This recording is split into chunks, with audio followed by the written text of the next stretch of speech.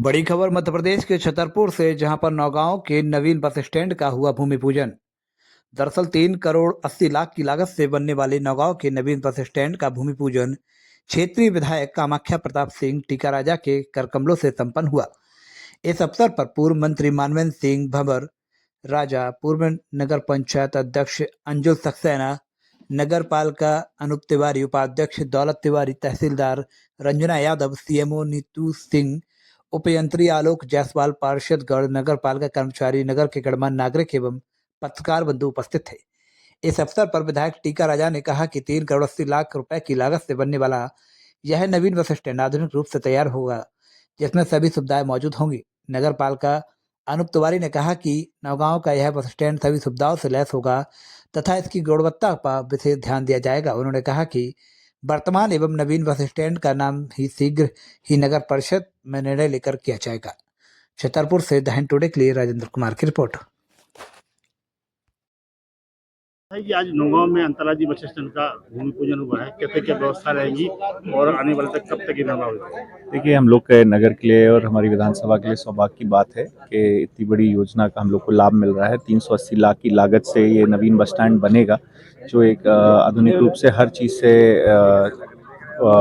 Applicant होगा। Like अपना प्रतीक्षालय भी होगा, पुलिस चौकी भी होगी, सीसीटीवी कैमरा सहित पार्किंग बसेस की, और इस हिसाब से नए रूप से पूरा जो एक नए जगह पे जैसे बड़े शहरों में भी जो बस स्टैंड आ रहे हैं, उसी रूप से नौगांव को भी उसमें भाग में लिया गया है।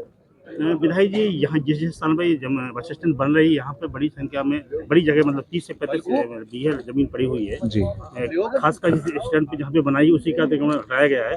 बाकी जमीन जो है शेष है। तो आने वाले समय में क्योंकि बस स्टैंड बन रही है तो नगर में और भी व्यवस्था होगी, तो इसके लिए क्या जी बिल्कुल। जैसे कि ये बस स्टैंड अभी अपना आ रहा है, तो जब साल 2 साल में उसके प्लान के हिसाब से जैसे ही कंप्लीट होगा, आगे जो भी योजनाएं आएंगी और उनको हम आसपास यहाँ पे प्लेस कर पाएंगे, तो उस हिसाब से अतिक्रमण भी हटता जाएगा और जो सरकारी भूमि है उसका योजना का लाभ लेते हुए हम लोग को उसको नगर में इंक्लूड करेंगे उस चीज़ को। जैसे आपके दिमाग में बहुत सारी योजनाएं चल रही है और यहाँ पर पर्याप्त जमीन पड़ी हुई है, जिस हिसाब से कोई गेम्स या कुछ भी बनाना है तो यहाँ भी व्यवस्थाएं बन सकती है। तो क्या जी, स्पोर्ट्स के हिसाब से हम लोग कल भी देख रहे थे, जैसे वो डाइट का एक जगह वो कैंप लगा हुआ है, तो वहाँ पे भी पर्याप्त जगह है। तो हम लोग सोच रहे थे वहाँ पे हम लोग ट्रैक्स वगैरह का काम में ले सकें, क्योंकि स्टेडियम में पर्याप्त बैडमिंटन कोर्ट हो जाएगा, अभी 2 वॉलीबॉल कोर्ट हो जाएगा, बास्केटबॉल कोर्ट हो जाएगा।